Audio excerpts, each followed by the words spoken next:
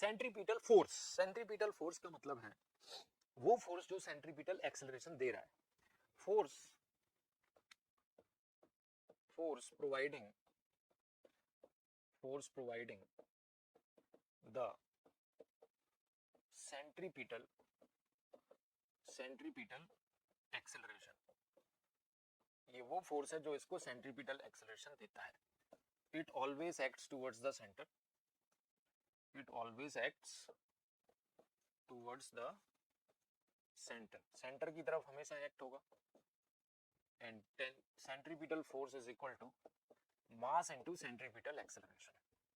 तो centripetal force equal to mass m into v square by r, और mass m into omega square r, mass m into omega square r,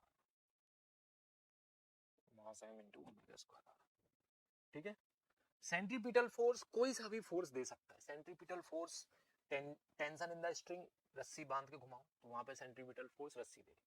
gravitational force अर्थ के around moon घूम रहा है, या वो satellites घूम रही हैं, या सन के अराउंड अर्थ घूम रहा है, तो ये सेंट्रीपिटल फोर्स कौन दे रहा है? Gravitational force.